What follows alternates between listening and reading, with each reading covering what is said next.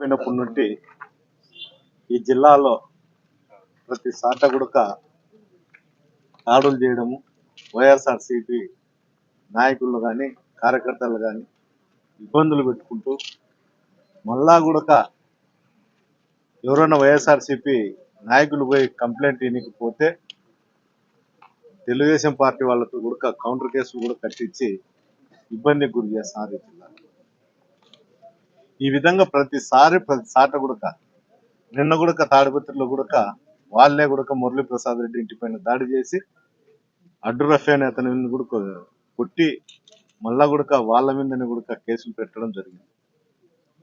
ఈ విధంగా ప్రతి జిల్లాలో ప్రతి కాన్ఫరెన్స్ లో ఈ విధంగా జరుగుతా అంటే ఇబ్బందికరమైన పరిస్థితి ఏర్పడింది.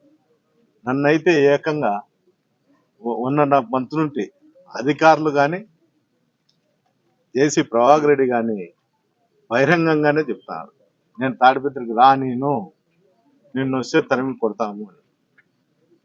ఈ విధంగా ఇన్ని మాట్లాడుతానే ఆయన అంతేకాదు ఐపీఎస్లను ఐఏఎస్లను కూడా తిడతారు. అధికారులందరూ చూసారు కానీ ఎవరు కూడా ఐపీఎస్లు కానీ ఎవరు కూడా స్పందించిన పరిస్థితి కూడా లేదు. ఈ అందరికీ ఉదాహరణ ఏమంటే అధికారులనే మేము తిడతా అంటే మీరేం చేస్తారని ఒక మెసేజ్ పంపిస్తారు చిన్న అధికారులకు అందరికీ, సిఐలకు కానీ ఎస్ఐలకు కానీ డిఎస్పీలకు కానీ. మేము ఐపీఎస్ని మేము తిడతాన్నాము, ఏమైనా చేయగలుగుతాం, క్రైమ్ చేస్తామని కూడా అతను బహిరంగంగానే చెప్పినాడు. ఇలాంటి పరిస్థితుల్లో ఈ ప్రభుత్వం ఏం చేస్తుందో కూడా అర్థం కాని పరిస్థితి.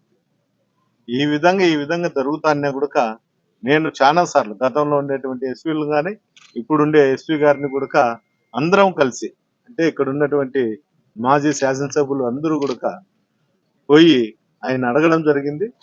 నన్ను తాడిపత్రికి పంపించకపోతే జిల్లా నాయకులంతా కలిసి మేము తాడిపత్రిలోకి విడిచిపెట్టి వస్తామని కూడా చెప్పడం జరిగింది. అందువలన ఆయన కూడా ఎస్పీ గారు స్పందించినారు. తొందరలోనే మా నిర్ణయం తెలియజేస్తామని చెప్పడం జరిగింది. ఆయన నిర్ణయం తర్వాతనే కూడా ఏదన్నా కానీ మా చర్యలు ఉంటాయని